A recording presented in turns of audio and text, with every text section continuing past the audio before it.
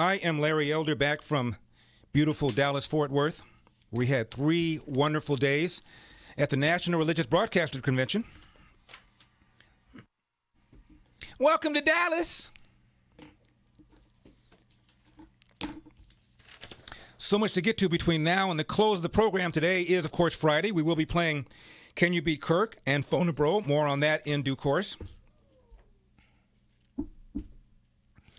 Homicides dramatically up in big Democrat cities, and black people are disproportionately the victims, data shows. But let's defund the police, and let's redirect money elsewhere. Let's take away qualified immunity so that we have fewer and fewer cops and more of them retire at earlier ages. Let's do that. Democrat Representative Henry Cuellar of Texas said Harris is not going to get an accurate picture of the border by going to El Paso because that's not where the problem is. By the way, isn't that the area where the wall was built? Just saying. There's a group called Mumford & Sons, very popular group. One of the band members tweeted praise for Andy Ngo, the Portland reporter that's been reporting on the violence in Portland. Just said, it's a brave book that he wrote. Mumford & Sons. Mumford & Sons. So all he did was say it was a good book and a courageous book, being hammered by the left. The band members who had nothing to do with it are being hammered by the left. He's being called a right-winger. And so he's leaving the group. They don't want him to, but he's leaving because he doesn't want to bring all this grief on everybody else. First of all, he apologized and then got hammered for the apology. And so he just said, hell with it, I'm getting out.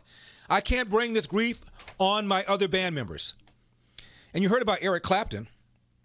Eric Clapton, the great guitarist. He publicly said he had an adverse reaction to his first coronavirus shot. And he says now his friends are no longer talking to him because he dared to suggest that maybe there might be something wrong with the coronavirus vaccine. I mean, so his friends are dumping him.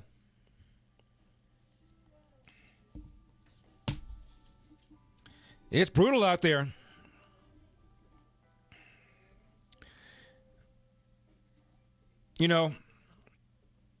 I was talking earlier about the big lie that Hillary has been promoting since 2016. And I usually get 3 responses. The first one is, well, Hillary conceded, Trump didn't. We talked about that. Trump, of course, did concede. Look at the headline, CNBC, Trump finally concedes, Trump finally concedes, Trump finally concedes. So the other one is, well, Hillary didn't file any lawsuit to overturn the election. Well, she did. She joined the lawsuit that Jill Stein filed to overturn the election in Wisconsin, and she filed a separate motion to make sure that the recount was done by hand. So that's not true. The third one is this. Well, Hillary's supporters didn't storm the Capitol building on January 6th. That's because Hillary was not president on January 6th.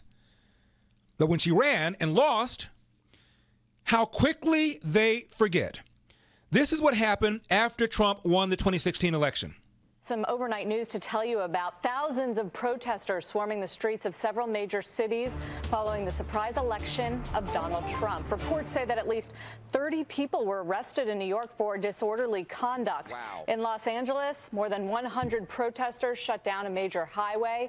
And in Seattle, a crowd estimated at several thousand people marched and chanted, "Not my president." Thing over bonfires, fireworks, tear gas, and marching in the street. Thousands turn out on both sides of the bay to protest President-elect Trump. Let's take you live straight to Sky 7 now in Oakland, live at this hour, at least 100. But Larry, Hillary supporters didn't storm the Capitol building on January 6th. 50 people are still out on the street, but earlier as many as 7,000 were demonstrating.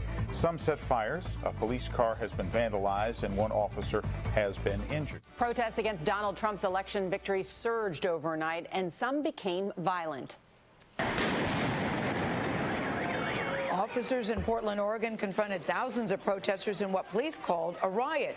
Some demonstrators smashed store windows. Protesters faced off with police in other cities too, including Oakland, Denver, and Minneapolis. Making news in America this morning, breaking overnight. People But Hillary supporters didn't storm the Capitol building on January 6th. filling the streets in America's cities, protesting President-elect Donald Trump. Crowds set fires, blocked freeways, and gathered at Trump's buildings Hillary supporters aren't violent the way Donald Trump supporters are. all across the country. For the fourth straight night, protests are happening across the country in cities big and small. Some protesters turning violent, attacking police. It's a sign of just how Attacking the police. divided our country remains, as you saw earlier in our poll numbers. Anti-Trump protesters flooded streets through much of the night. Thousands of demonstrators marched, carrying banners and disrupting traffic. Signs with the message, "Not my president," showed the marchers' refusal to accept Donald Trump's victory. The protest broke out in at least 38 cities around the country, including right here in New York. Police there arrested dozens of people. Sigh. But Larry, Hillary supporters, they're not inclined to violence the way Trump supporters are. Now, that was after Trump got elected. Do you recall Inauguration Day in Washington, D.C.?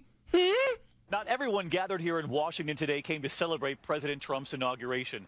Protesters lined part of the parade route, and in some parts of the Capitol, there were confrontations with police. Blocks from the White House, but far removed from the peaceful transfer of power, anti-Trump protests turned violent today. More than 200 people were arrested.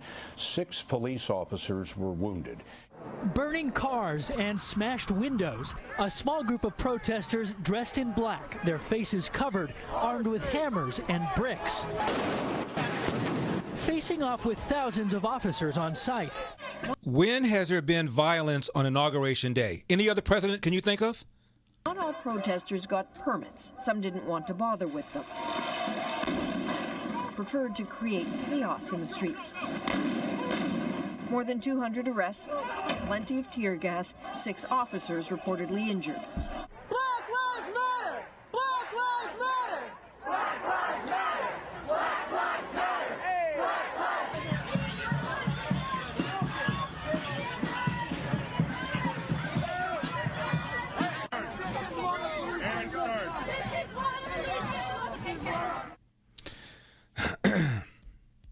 So can we dispense with this nonsense that Hillary supporters were not violent? Hillary supporters would not have stormed the Capitol on January 6th had she been president? Please.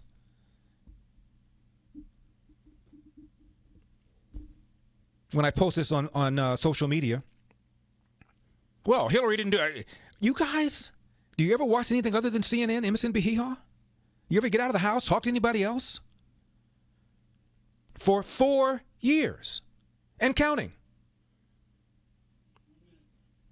4 years and counting.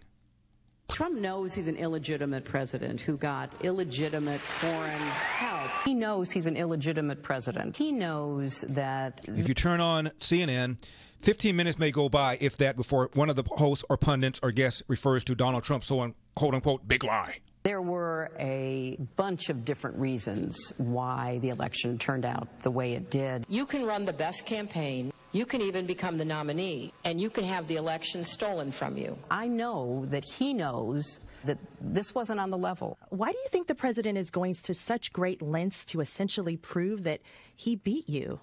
Because he knows he didn't. He knows he's an illegitimate president. I do think that he knows that he's an illegitimate president. All right, we come back. Joe Biden slammed for insulting Hispanics, and he once again talked about the syphilis experiment on the Tuskegee Airmen. Tuskegee Airmen?